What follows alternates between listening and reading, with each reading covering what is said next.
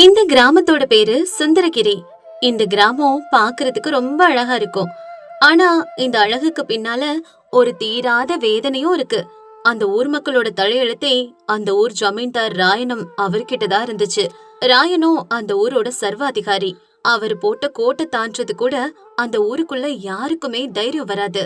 வீட்டு வரி, தண்ணி வரி, கால்நடைகள் வரி, அதுங்களோட தீவனத்துக்கு கூட வரின்னு இப்படி எல்லாத்துக்கும் ஊர் மக்கள் ரயானம்க்கு பணம் கொடுக்க வேண்டியதா இருந்துச்சு. அதே ஊர்ல ராமையான்னு ஒரு நடுத்தர வர்க்க விவசாயி தன்னோட மனைவி லட்சுமி கூடவும் தன்னோட தந்தை சோமையா கூடவும் வாழ்ந்துட்டு வந்தான். ராமையாவுக்கு மனசுக்குள்ள ராயன மேலயும் அவரோட தம்பி வீரேஷம் மேலயும் ரொம்ப கோபம் இருந்துச்சு. ஆனா அந்த கோபத்தை வெளியே காட்டினா அந்த ஊர்ல பிழைக்கிறதே கஷ்டம்னு அவனுக்கு நல்லா தெரியும். ஒரு நாள் அவன் நண்பன் சந்திரன் கூட பேசிட்டு இருக்கான். பாரு சந்திரா, இந்த ராயன செய்யற அக்கிரமம் நாளுக்கு நாள் எல்லாம் மீறி போகுது. நாம ராத்திரி பகல்னு பாக்காம கஷ்டப்பட்டு பயிர் விளைவிச்சா அதுல முக்கால்வாசி அவரே எடுத்துக்கிட்டு போறாரு. நாம மட்டும் கடங்காரங்களாயிட்டே இருக்கோம். இந்த அக்கிரமங்கள் எல்லாம் என்னால பொறுத்துக்கவே முடியாது. ஒரு நாள் இல்ல ஒரு நாள் நான் அவருக்கு முடிவு கட்டுவேன். ராமையா, இதேதான் நீ 10 வருஷமா சொல்லிட்டு இருக்க. ஊரு பஞ்சாயத்து மரத்தடியில வீரேஷம் பையனை பார்த்தாலே நீ தலைய குனிஞ்சுக்கிட்டு போற. இப்ப இந்த கரையில உட்காந்துக்கிட்டு முடிவு கட்டுவேன்னு சொன்னா நான் நம்பணுமா? இதெல்லாம் நடக்கிறதாப்பா? ஏய், அப்படி சொல்லா சந்திரா. எதுக்கும் காலம் வரணும்ல. அந்த வீரேசம் பையன் தன்னோட ஆட்களோட குதிரை மேல ஊருக்குள்ள வந்து ஒவ்வொரு தானியத்தை கணக்கு கேட்கும் போது என் நெஞ்ச கொதிக்குது. ஏதாவது ஒரு நாள் கண்டிப்பா இந்த ஊரை அந்த ஜமீன்தாரர்களோட பிடியில இருந்து நான் விடுவிப்பேன். ராமையா, எனக்கும் அந்த தைரியத்து மேல நம்பிக்கை இருக்குது. ஆனா அந்த ராயனும் அவனுக்கு பின்னால இருக்க ஆள் பலத்துக்கு முன்னால நம்ம எல்லாம் ஏமாத்துறப்பா. எனக்கு புரியுதுப்பா. ஆனா ஒரு நாள் நான் சொல்றது நடக்கும். நீ வேணா பாத்துக்கிட்டே இரு. அன்னைக்கு உனக்கு புரியும்பா. நான் சொன்னதெல்லாம் உண்மைதான் சொல்லிட்டு அப்புறம் நீ பேசுவ, நான் பாக்குறேன். இவங்க இப்படி பேசிட்டு இருக்கும் போது தூரத்துல வீரேசம் தன்னோட ஆட்களோட வருது தெரியுது. ராமையா உடனே அமைதி ஆயிடுறான். இப்ப வீரேசம் இப்படி கேக்குறான். ஏய் ராமையா, அங்க என்ன அரட்டை அடிச்சிட்டு இருக்கீங்க? இந்த வருஷம் அறுவடை தொடங்கிருச்சு இல்லையா? ராயன் அவருக்கு போய் சேர வேண்டிய நெல் கணக்குகளை தயாரா வச்சிரு. ஒரு தானியம் குறைஞ்சாலும் உன் நிலத்தை ஏல விட்டு பக்கத்து ஊர்க்காரங்களுக்கு குத்தகைக்கு கொடுத்துருவேன். ஜாக்கிரதை. ராமையா பணிவா பேசுற மாதிரி நடிக்கிறான். அப்படியே நடக்கும் வீரேசையா. விளைஞ்ச பயிர்ல ராயன் அவங்களோட பங்கு கண்டிப்பா கிடங்குக்கு போயிடும். தயவு செஞ்சு எங்க மேல கோபத்தை காட்டாதீங்க ஐயா. அப்படி சொல்லுடா. அந்த பயம் அப்படியே இருக்கணும். என் முன்னாடி வாலாட்டினா சும்மாவே விட மாட்டேன். வீரேசம் அப்படி சொல்லி கேலியா சிரிச்சுக்கிட்டே அங்கிருந்து முன்னாடி போயிடுறான். உன் பணிவை பார்க்கும்போது ரொம்ப பரிதாபமா இருக்கு ராமையா. சந்திரா, இது பணிவு இல்ல, இது ஒரு தந்திரம். புலி 2 அடி பின்னால வைக்குதுன்னா அது பாயறதுக்கு தயாரா இருக்குதுன்னு அர்த்தம். சில நேரங்கள்ல பணிச்சு போறது நல்லதுதான். இதுக்கான காரணம் உனக்கு பின்னால தெரியும். கொஞ்ச நாளுக்கு அப்புறம் ராமையா வீட்டுல ஒரு கஷ்ட காலம் வந்துச்சு. ராமையாவோட அப்பா சோமையா அதிக வயசாயிட்டதுனால திடீர்னு மயங்கி விழுந்துட்டாரு. ராமையா ஊர் மருத்துவரை கூட்டிட்டு வர்றான். மருத்துவர் வந்து சோமையாவோட நாடிய பரிசோதிச்சுட்டு இப்படி சொல்றாரு. ராமையா, உன் அப்பாவோட நிலைமை ரொம்ப கவலைக்கிடமா இருக்கு. அவரோட இதயம் ரொம்ப பலவீனமா இருக்கு. அதனால அவரை உடனே டவுன்ல இருக்க பெரிய ஆஸ்பத்திரி கூட்டிட்டு போய் சிகிச்சை கொடுக்கணும். இங்க இருக்கிற இந்த மூலிகை மருந்துகள்லாம் வேலை செய்யாது. டவுன்ல இருக்க மருத்துவமனைக்கா? அங்க போனா நிறைய செலவாகுமே. என்கிட்ட நயா பைசா கூட இல்லையே. என்ன பண்றது? ராமையா, நீ சொல்றது உண்மைதான். டவுன்ல இருக்க மருத்துவமனைக்கு சிகிச்சைக்கு போனா கையில குறைஞ்சது 50,000ல இருந்து 1 லட்சமாவது வேணும். உன் தந்தையோட உயிரை காப்பாத்தணும்னா உனக்கு பணம் ரொம்ப அவசியம்ப்பா. இப்ப ராமையா சோகமா உட்கார்ந்திருக்கான். விளைஞ்ச பயிர் எல்லாமே ராயனத்துக்கு வரி கொடுக்கறதுக்கே சரியா இருக்கும். அந்த பயிரை ராயனத்துக்கு தெரியாம வித்தாதான் இப்ப தன்னோட அப்பாவை காப்பாத்த முடியும். ஆனா ராயனத்தோட அனுமதி இல்லாம ஒரு தானியம் கூட ஊரை விட்டு வெளியே போகவே முடியாது. என்னங்க, இந்த நெல்லை நம்ம வித்தாதானே உங்க அப்பாவை காப்பாத்த முடியும். ஆனா அந்த ராயனத்துக்கு தெரியாம நாம அந்த நெல்லை எப்படி விக்கிறது? ஒருவேளை அவர்கிட்ட நம்ம சூழ்நிலையை சொன்னா இறக்கப்பட்டு வரியில இருந்து விலக்கு கொடுப்பாரோ என்னவோ. சொல்லி பாக்கலாமா நம்ம? என்ன சொல்றீங்க? லட்சுமி, நீ நினைக்கிற மாதிரி ராயனத்துக்கு இறக்கமே இல்ல. நம்மளுக்கு என்ன சூழ்நிலை இருந்தாலும் அவருக்கு வரி வந்தே ஆகணும். அப்பாவை காப்பாத்த நம்ம வேற வழிதான் யோசிக்கணும். எப்படிங்க யோசிக்க முடியும்? ஊரை சுத்தி ராயனத்தோட காவல் ஆட்கள் இருக்காங்க. நாம அவங்களோட கண்ணுல மண்ணு தூவிட்டு நெல்ல ஊரை தாண்டி கொண்டு போயிட முடியுமா? என்கிட்ட ஒரு யோசனை இருக்கு லட்சுமி.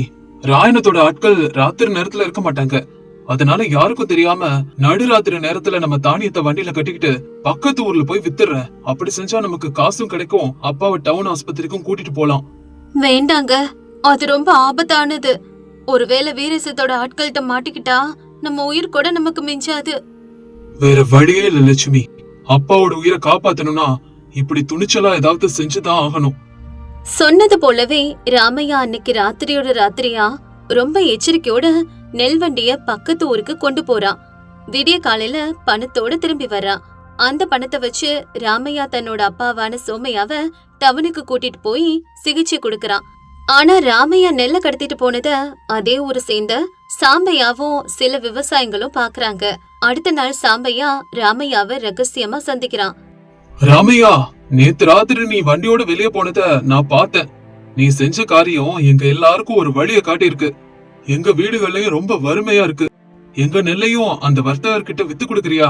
உனக்கு கொஞ்சம் காசு தரோம். ஆனா சாம்பையா, இதனால என் உயிருக்கு ஆபத்து மட்டும் இல்ல, இந்த வேலை ஊர் முழுசுக்கும் ஆபத்தானது. இருந்தாலும் விவசாயிகளோட பசிய பாத்துக்கிட்டு என்னால சும்மா இருக்க முடியாது. சரி, யாருக்கிட்ட எல்லாம் நெல் இருக்குதோ சொல்லுங்க, நான் ராத்திரில கொண்டு போய் சேர்க்கிறேன். அப்படி ராமையாவோட நள்ளிரவு வியாபாரம் அந்த ஊர்ல ஒரு ரகசிய வேலையா மாறி போயிடுச்சு. விவசாயிகள் எல்லாரும் வரியா ரயானத்துக்கு கொடுக்கற நெல்லோட அளவை குறைச்சு ராமையா மூலமா வெளியில விக்க தொடங்குறாங்க. வீரேசத்தோட ஆட்கள் வந்து கேட்டா விவசாயிகள் எல்லாரும் பயிர் விளையல, பூச்சி அரிச்சிடுச்சுன்னு பொய் சொல்ல தொடங்குறாங்க. கொஞ்ச நாட்கள் அப்படியே போகுது. ராயனத்தோட கிடங்குக்கு வர வேண்டிய வரி நெல் இந்த வருஷம் ரொம்ப குறைவா இருக்கு. அதனால ராயனும் கோபத்தோட தன்னோட தம்பி வீரேசனை வரவழைக்கிறாரு. வீரேஷம், இந்த வருஷம் மழை நல்லா பெஞ்சிச்சுல, பின்ன ஏன் நமக்கு வர வேண்டிய வரி பாதி அளவு கூட வரல? அண்ணே, எனக்கும் அதே சந்தேகம் தான் இருக்குது. அந்த விவசாயிங்க எல்லாரும் பயிர் விளையலன்னு ஒரே மாதிரி சொல்றாங்க. ஆனா என்னால இதை நம்ப முடியல. நமக்கு தெரியாம ஊர்ல ஏதோ நடக்குது. விவசாயிங்க எல்லாரும் நெல்ல வேற யாருக்கோ விக்கிறாங்கன்னு நினைக்கிறேன். இதை நம்ம சீக்கிரம் கண்டுபிடிக்கணும்னே. அப்போ உடனே தேடுதல் வேட்டையை தொடங்கு. ராத்திரி ஆனதுக்கு அப்புறம் ஊர் எல்லைகளோட காவலை அதிகப்படுத்து. எவனாவது நெல்ல கடத்தினா அங்கே அவனுக்கு முடிவு கட்டு. வீரேசம் தன்னோட ஆட்களை ராத்திரி நேர ரோந்து பணிக்கு அனுப்புறான். அதுக்குள்ள ராமையா அவனோட அப்பாவோட சிகிச்சைக்காக வாங்கின கடனை எல்லாமே அடைச்சிட்டான். அவன் இந்த வேலையை நிறுத்தலான்னு நினைக்கிறான். ஆனா ஊர் விவசாயிங்க அவனை விடுறதா இல்ல. ராமையா, இப்ப சூழ்நிலை சரியில்லை. வீரேசம் ராத்திரி நேரத்துல கண்காணிப்பா அதிகரிச்சிருக்கானா. அதனால இதை நிறுத்துறதுதான் நல்லது. சந்திரா, நீ சொல்றது சரிதான். ஆனா சாமியா மாதிரி விவசாயிகள் இப்பதான் நிம்மதியா மூச்சு விடுறாங்க. அவங்களுக்கு நான் துணையா இருக்கணும். இந்த நள்ளிரவு வியாபாரத்தை இன்னும் ஒரு வாரம் செஞ்சா எல்லாரோட நெல்லும் வித்து தீந்துரும். ராமையா, நீ இல்லன்னா எங்களுக்கு வேற கதியே இல்லப்பா. அந்த ராயணத்துக்கு வரி கட்டுறது எங்களுக்கு பாரம் ஆயிடுச்சு. நீ எங்க கடவுள் மாதிரிப்பா. ராமையா கடைசி முயற்சியா மறுபடியும் ஒரு தடவை பெரிய அளவுல நெல்ல கடத்தணும்னு முடிவு பண்றான். அன்னைக்கு ராத்திரி விவசாயிகளோட நெல் வண்டிகளை வரிசையா கட்டி ராமையா முன்னால நடந்துகிட்டு இருந்தான். ஊர் எல்லைக்கிட்ட போகும்போது அங்கே மறைஞ்சிருந்த வீரேசம் ஆட்களோடு வந்து ராமையாவை பிடிச்சிட்டான். ராமையா, மாட்டிக்கிட்டியா? இதுதான் உன் நள்ளிரவு வியாபாரமா? ராயணத்துக்கு கொடுக்க வேண்டிய வரி பணத்தை இப்படி திருடுவியா? வீரேசனை திடீர்னு பார்த்ததும் ராமையாவுக்கு ஒரு நிமிஷம் இதயமே நின்னு போயிடுச்சு. ஆனாலும் தனக்கு பின்னால் இருந்த விவசாயிகளை பார்த்ததும் அவனுக்கு எங்கிருந்தோ தைரியம் வந்துருச்சு. வீரேசம், யார பார்த்து திருடன்னு சொல்லிட்டு இருக்க? இது எங்களோட வயல்ல எங்களோட வியர்வையை சிந்தி விளைவிச்ச பயிரு. இத விக்க யார்கிட்டயும் அனுமதி கேட்க தேவையில்ல. ராமையா, உனக்கு எவ்வளவு தைரியம்டா? வரி கட்டாம எங்களை எதிர்த்து பேசுறியா? இந்த நெல்லு, இந்த வண்டிங்க எல்லாம் ராயணத்தோட கிடங்குக்கு போகணும். உன்னை இன்னைக்கே ராத்திரி ஒரு ராத்திரியா ராயணத்து முன்னால் நிறுத்தி தண்டனை வாங்கி தரனா இல்லையா பாரு. இங்க பாரு, இந்த நெல்லு ராயணத்துக்கு சொந்தமானது இல்ல. அவர் எப்பவாவது வயல்ல எங்களோட சேர்ந்து வேலை செஞ்சிருக்காரா? எங்களோட உழைப்புல அவருக்கு என்ன உரிமை இருக்கு? நாங்க இதுக்கப்புறம் யாருக்கும் பயப்பட மாட்டோம். அங்கிருந்த விவசாயிகள் எல்லாரும் ராமையாக்கு பின்னால வந்து நிக்கிறாங்க. எங்க ராமையாவை ஏதாவது சொன்னா நாங்க சும்மா இருக்க மாட்டோம். உளுறவனுக்கு தான் பயிரோட பலன் மொத்தமா கிடைக்கணும். அங்கிருந்த எல்லாரும் இப்படி சொல்லவும் வீரேசமும் அவனோட ஆட்களும் கொஞ்சம் பயந்துடுறாங்க. கூட்டத்தை கூட்டி கோஷம் போட்டு இருக்கீங்களா? நாளைக்கு பஞ்சாயத்தை கூட்டுறேன், அங்க வாங்க, நான் எல்லாரையும் கவனிச்சுக்கிறேன். ராமையா, உனக்கு தண்டனை கண்டிப்பா இருக்கு. அப்படி பேசிட்டு வீரேசம் அங்கிருந்து கிளம்பிடுறான். அடுத்த நாள் காலையில சுந்தரகிரி கிராமத்தோட பஞ்சாயத்து மரத்தடியில பஞ்சாயத்து கூடுது. ராயனோ நாற்காலில உட்கார்ந்து இருக்காரு. ஊர் மக்கள் எல்லாரும் அங்கே கூடி இருக்காங்க. ராமையா, நீ இந்த ஊரோட அமைதியே கெடுத்துட்ட. எங்களோட வரிமுறையே எதிர்த்திருக்க. திருட்டுத்தனமா நெல்ல கடத்தி எல்லாரையும் தூண்டி விட்டுருக்க. இதுக்கெல்லாம் உன்னோட பதில் என்ன? ஐயா ராயனம் அவர்களே, அமைதியை கெடுத்தது நாங்க இல்ல, நீங்க தான் உங்க வரின்னு பேரால எங்களை உறிஞ்சு பிடிச்சிட்டு இருந்தீங்க. போன வருஷம் வறட்சியால பயிர் விளையாதப்ப கூட நீங்க வரியில சலுகை கொடுத்தீங்களா?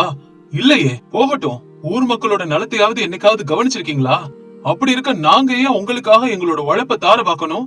ராமையா, வாய மூடு. உனக்கு தலக்கணம் அதிகமாயிருச்சு. இந்த ஊர்ல விளையிற பயிர்ல எங்களுக்கு உரிமை இருக்குது.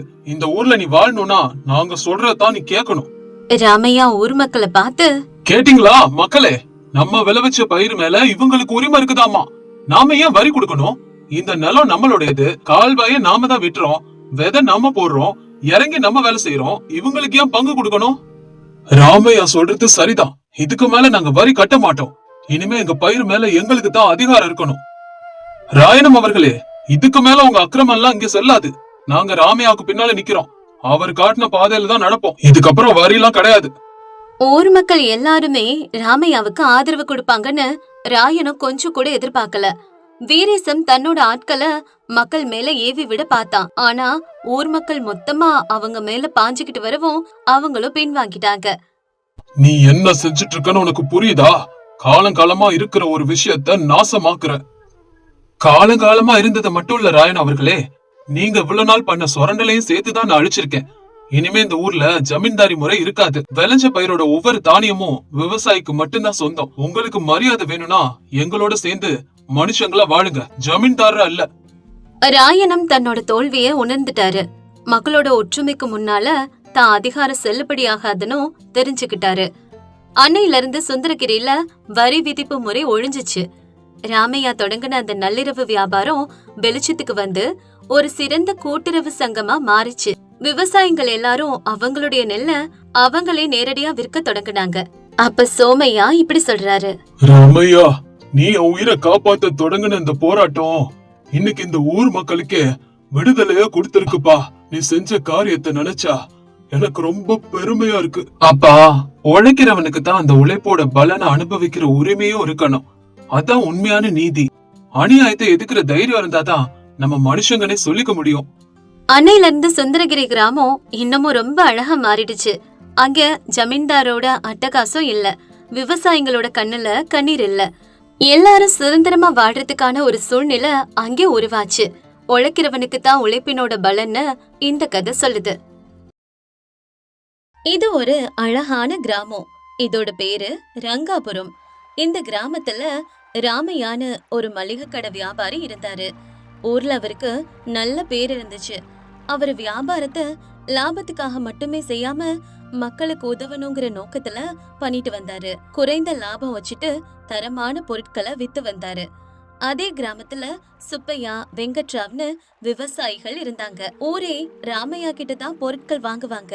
ஒரு நாள் வெளியூர்ல இருந்து புஜங்கம்ங்கிற வியாபாரி ஊருக்கு வர்றான். இவன் பணக்காரன், ஆனா பணத்தாசை பிடிச்சவன். இந்த கிராமத்து மக்களை ஏமாத்தணும்னு நினைக்கிறவன். டேய் சத்தி, பாத்தியா இந்த ஊர் எவ்வளவு அமைதியா இருக்குது?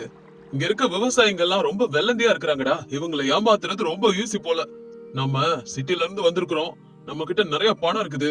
இதெல்லாம் அவங்க கிட்ட சொல்லி நம்ப வைக்கணும். அப்பதான்டா அவங்க விளையிற பொருட்கள் எல்லாத்தையும் நம்ம கிட்ட விப்பாங்க. நிஜம்தான் ஐயா.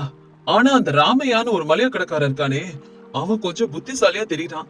ஊரே அவன் பேச்சதான் கேக்குது. அவன் நமக்கு குறுக்க வராம பாத்துக்கணும். அதான் ரொம்ப முக்கியமான விஷயம். டேய், அந்த சில்லற கடை ராமையா எனக்கு ஒரு போட்டியா? அவனை பணத்தாலேயோ இல்ல புத்திசாலித்தனத்தாலேயோ மண்ணை கவ வைக்கிறேன் பாரு. முதல்ல இந்த ஊர்ல ஒரு குடோனை வாடகைக்கு எடுப்போம். நாளையில இருந்து நம்மளோட மகாலட்சுமி வியாபாரங்கிற போர்டை மாட்டு. அதுக்கப்புறம் நம்ம வேலை ஆரம்பிச்சுக்கலாம். இப்படி தன்னோட வேலைக்காரன் சத்திக்கிட்ட சொல்றான் புஜங்கம். அதுக்கப்புறம் புஜங்கம் அந்த ஊர்லயே ஒரு பெரிய வீட்டை வாடகைக்கு எடுத்து அதுல தானியம் கொள்முதல் செய்யற மையத்தை தொடங்குறான். ராமையா கொடுக்கற விலையை விட ஒரு மூட்டைக்கு 10 ரூபாய் அதிகம் தரதா சொல்றான். அதை கேட்டு விவசாயிகளும் ஆசைப்படுறாங்க. இது சுப்பையா, வெங்கட்ராவ். என்ன வெங்கட்ராவ், கேட்டீங்களா? அந்த நகரத்து வியாபாரி புஜங்க ஐயா நம்ம தானியத்துக்கு ராமையா கொடுக்கறத விட அதிக விலை தருவாராம். அப்படியா? அது நல்ல விஷயம் தானே. ராமையா நல்லவர் தான். ஆனா வியாபாரம்னு வந்த அப்புறம் எங்க நமக்கு லாபம் கிடைக்குதோ அங்கேதான் நம்ம விக்கணும். அதனால நான் என்ன சொல்றேன்னா, இந்த வருஷம் நம்ம விளைச்சல இந்த புஜங்க ஐயா கிட்டே கொடுக்கலாம். அப்படி விவசாயிகள் எல்லாருமே முடிவு பண்ணி அவங்களோட விளைச்சல புஜங்கத்துக்கிட்ட கொண்டுட்டு போறாங்க. புஜங்கம் அவங்கிட்ட இருந்த தராசை வச்சு தானியத்தை எடை போட்டான். ஆனா அந்த தராசுல ஒரு மோசடி இருந்துச்சு. தராசோட அடியில ஒரு சின்ன காந்தம் பொருத்தி இருந்தா. அதனால விவசாயி எவ்வளவு தானியம் போட்டாலும் எடை குறைவாதான் காட்டும். அப்படி விவசாயிங்களுக்கு தெரியாமலே ஒரு மூட்டை தானியத்துக்கு 10 கிலோ கூடுதலாவே சுருட்டிக்கிட்டான் புஜங்கம். இப்படி இவன் இங்க மோசடி பண்ணிட்டு இருக்க, ராமையா தன்னோட கடையில இப்படி நினைச்சிட்டு இருக்காரு. இன்னைக்கு என்ன கடையில கூட்டமே இல்ல, ஜனம் எல்லாம் குறைஞ்சிட்டாங்க. விவசாயிங்க எல்லாரும் அந்த புது வியாபாரி கிட்டமே போறாங்க போல இருக்கு. அதிக விலை கொடுக்கறான்னா சந்தோஷம்தான். ஆனா நகரத்து ஆட்கள் அவ்வளவு எளிதா நஷ்டத்துக்கு வியாபாரம் செய்ய மாட்டாங்க. இதுல ஏதோ மர்மம் இருக்கும் போல இருக்குதே, என்னன்னு தெரியல. பாக்கலாம். அப்படியே கொஞ்ச நாட்கள் போக ஒரு நாள் சுப்பையா சோகமா ராமையாவோட கடைக்கு வராரு. என்ன சுப்பையா, முகம் எப்படி வாடி போயிருக்கு? விளைச்சல் முழுசும் அந்த புது வியாபாரி கிட்டே வித்துட்டல, கை நிறைய பணம் வந்திருக்கணுமே. என்ன பணம் ராமையா, எல்லாம் மாயமா இருக்குது. என் விளைச்சல பார்த்தா மழை போல இருந்துச்சு. ஆனா அந்த வியாபாரி கிட்ட எடை போட்டா ரொம்ப கம்மியா தான் வந்துச்சு. என் நிலத்துல எப்பவும் 50 மூட்டை வரும், இந்த முறை பார்த்தா 40 மூட்டை தான் வந்துச்சு. விளைச்சல் குறைஞ்சிருச்சோன்னு நினைச்சேன். ஆனா விளைச்சலும் குறையலப்பா. என்ன நடக்குதுன்னே புரியல. அந்த வியாபாரி கணக்கு என்னன்னே தெரியலப்பா. விளைச்சல்லாம் குறைஞ்சிருக்காதுப்பா, வேற எங்கேயோ தப்பு நடந்திருக்குது. ஆமா, வெங்கட்ராவோட நிலைமை என்னாச்சு? அவர் நிலைமையும் அதேதான். அதோட அந்த வியாபாரி பணத்தை உடனடியா குடுக்கறது இல்ல. பாதி பணத்தை இப்ப வாங்கிக்கிங்க, மீதி பாதி ஒரு வாரம் கழிச்சு வட்டியோட தரேன்னு சொல்றான். எங்களால ஒண்ணுமே பேச முடியலப்பா. எல்லாம் ரொம்ப குழப்பமா இருக்கு. அவரை நம்பலாமா வேணாமா எங்களுக்கு ஒண்ணுமே புரியலப்பா. ஓ சரி சரி, நான் ஒரு தடவை அந்த புஜங்கத்தை பார்த்து பேசுறேன், நீங்க யாரும் கவலைப்படாதீங்க. அப்படி சொன்ன ராமையா அன்னைக்கு சாயங்காலம் புஜங்கத்தோட குடோனுக்கு போறாரு. அங்க புஜங்கம் கம்பீரமா நாற்காலியில உட்கார்ந்திருந்தான். வாங்க வாங்க ராமையா, என்ன இங்க வந்திருக்கீங்க? உங்க மளிகை கடையில வியாபாரம் குறைஞ்சிருச்சா? அதனால என்கிட்ட எதுவும் வேலைக்கு வந்தீங்களா? இங்க பாருங்க புஜங்கம், வியாபாரம்னா லாபம் நஷ்டம் சகஜம்தான். நான் வந்தது எனக்காக இல்ல. எங்க ஊரு விவசாயிகள்லாம் ரொம்ப விளந்தியானவங்க. அவங்களுக்கு நியாயமா வர வேண்டிய பணத்தை அவங்களுக்கு கொடுத்தா நல்லது. இடையில ஏதோ வித்தியாசம் இருக்கிறதா ஊர்ல பேசிக்கிறாங்க. ஏய் ராமையா, என் நேர்மையே சந்தேகப்படுறியா? என் தராசு மேல ஒரு ஈய வச்சா கூட எடைய காட்டும் தெரியுமா? உன்னை போல கிராமத்து ஆளுக்கு வியாபாரத்தை பத்தி என்ன தெரியும்? இப்படி எல்லாம் பேசினா பஞ்சாயத்தை கூட்டிடுவேன், ஜாக்கிரதை. ஏன் கோபப்படுறீங்க புச்சங்கம்? நீங்க நாணயமானவர்னா நாளை காலையில பஞ்சாயத்து கூட்டுவோம். அங்கே எல்லாரும் முன்னாடியும் உங்களோட தராசையும் எடைக்கற்களையும் சோதிப்போம். நீங்க ஜெயிச்சிட்டா என் மளிகை கடையவே உங்களுக்கு நான் எழுதி தரேன். ஒருவேளை நீங்க தோத்தா நீங்க விவசாய கிட்ட திருநதெல்லாம் திருப்பி தரணும். சம்மதமா? இப்ப புஜங்கம் மனசுக்குள்ளே இப்படி நினைக்கிறான்.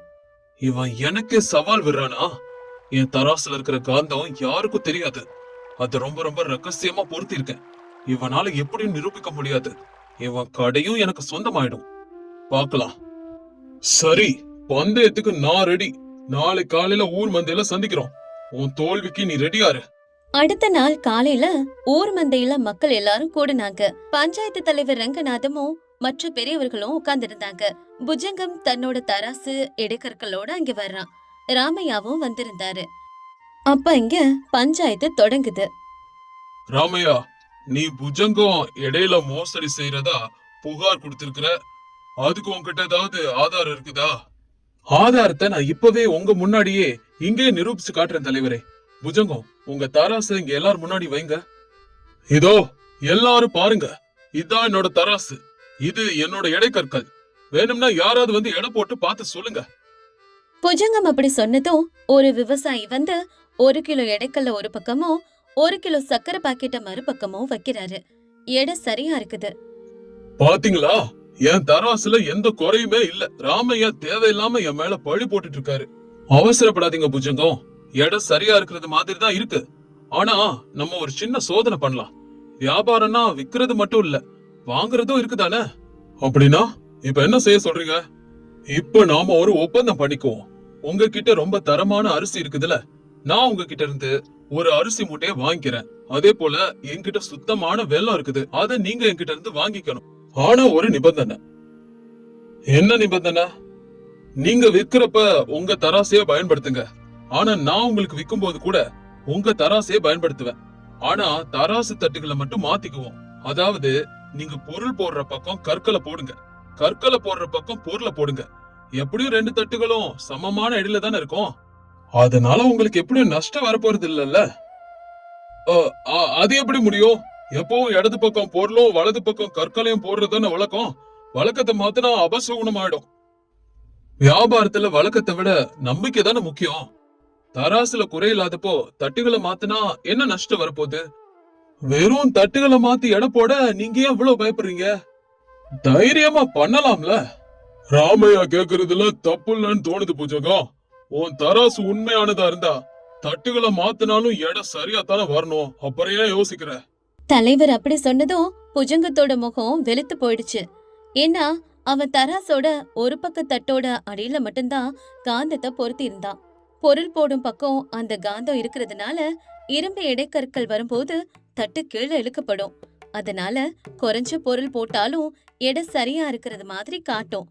இப்ப தட்டுகளை மாத்தினா கற்கள் போடுற பக்கம் எடை அதிகரிச்சு அதிகமா பொருள் கொடுக்கணும். இல்லைன்னா ராமையாவுக்கு விக்கிறப்ப அதிக லாபம் கிடைச்சிரும். அது இந்த தராசு அப்படிப்பட்டது இல்ல. இதுக்குன்னு ஒரு முறை இருக்குது. அட, முறைய விடுங்க தலைவரே. நீங்க ஒரு தடவை அந்த தராசு தட்டுக்களை கழட்டி பாருங்க. அப்பதான் உங்களுக்கு தெரியும். அப்படி சொன்னதும் தலைவர் ரங்கநாதம் போய் அந்த தராசு தட்டுக்களை கழட்டி பாக்குறாரு. ஒரு தட்டோட அடியில சின்னதா கருப்பு நிறத்துல ஏதோ ஒட்டிட்டு இருக்கு. இது என்ன புஜங்கம்? தட்டோட அடியில காந்தத்தை பொருத்தி இருக்கிற. அதனாலதான் ராமையா தட்டுகளை மாத்த சொன்னதும் இவ்வளவு பதட்டப்பட்டியா? ஐயோ, மோசடி, துரோகம். இவ்வளவு நாள் நம்மள இப்படித்தான் ஏமாத்தி இருக்கிறானா? நம்மளோட விளைச்சல் எல்லாம் இப்படித்தான் எடை போட்டு திருடி இருக்கான் போல. ச்சே. ஆமாங்க ஐயா, எனக்கு கூட விளைச்சல் 50 மூட்டை வர வேண்டியது 40 மூட்டை தான் வந்துச்சு. 10 மூட்டை இந்த காந்தத்துலதான் காணாம போயிருக்கு போல. பாத்தீங்களா விவசாயிகளே, நகரத்துல இருந்து வந்திருக்கிறான், அதிக விலை கொடுக்கறான்னு ஆசைப்பட்டீங்கல்ல.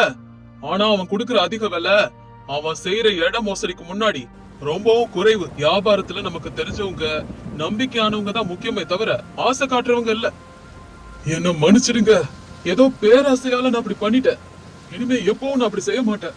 செஞ்ச தவறுக்கு தண்டனை அனுபவிச்சுதான் ஆகணும். நீ விவசாயிங்க கிட்ட கூடுதலா வாங்கின தானியம் எல்லாத்தையும் திருப்பி கொடுக்கணும். அதோட கிராம வளர்ச்சிக்கு 50,000 ரூபாய் அபராதம் கட்டணும். இல்லைன்னா போலீஸ் கிட்ட புகார் கொடுத்துருவோம். ஐயோ வேண்டாம் தலைவரே, என் மானமே போயிரும். நீங்க சொன்னபடியே செய்யற. விவசாயிகளோட நஷ்டத்தை ஈடு கட்டுற, அபராதமும் கட்டிடுறேன். என்ன தயவு செஞ்சு விட்டுருங்க. நான் அந்த ஊரை விட்டு போயிடுறேன். இனிமே எப்பவுமே நான் அந்த மாதிரி ஒரு தப்பு பண்ணவே மாட்டேன் தலைவரே. புஜங்கம் தன்னோட தப்ப ஒத்துக்கிட்டு நஷ்ட ஈடு கொடுத்துட்டு ஊரை விட்டே போயிடுறான். கிராம மக்கள் எல்லாரும் ராமையாவோட புத்திசாலித்தனத்தை பாராட்டுறாங்க. ராமையா, எங்களை மன்னிச்சிடுங்க. அதிக விலைக்கு ஆசைப்பட்டு உங்க நாணயத்தை நாங்க விட்டுட்டோம். இனிமே நாங்க வாங்கினாலும் வித்தாலும் அது உங்ககிட்ட மட்டும்தான்.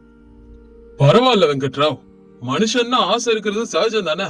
ஆனா அந்த ஆசை நம்ம கண்ணை மறைச்சிடக்கூடாது. பேராசை எப்பவுமே ஆபத்துலதான் முடியும். நம்ம கஷ்டப்பட்டு விளைவிச்ச பயிருக்கு நியாயமான விலை கிடைக்கணுமே தவிர இந்த மாதிரி கவர்ச்சிகளுக்கு அடிமையாக கூடாது. சரியா சொன்ன ராமையா, நீ எங்க ஊர்ல இருக்கிறது எங்களோட அதிர்ஷ்டம் தான். உன்னை நினைச்சா எங்களுக்கு ரொம்ப பெருமையா இருக்குப்பா. அன்னையில இருந்து அந்த கிராமத்து விவசாயிகள் யாரும் ஏமாத்துற வியாபாரிகளோட வலையில விழல. ராமையாவும் தன்னோட வியாபாரத்தை நாணயமா தொடர்ந்து செஞ்சு எல்லாருடைய அன்பையும் பெற்று மகிழ்ச்சியா வாழ்ந்தாரு. புஜங்கமும் அந்த ஊர்ல நடந்த சம்பவத்தினால பாடம் கத்துக்கிட்டு இன்னொரு ஊர்ல போய் நேர்மையா வியாபாரம் செஞ்சு வாழ தொடங்கினான்.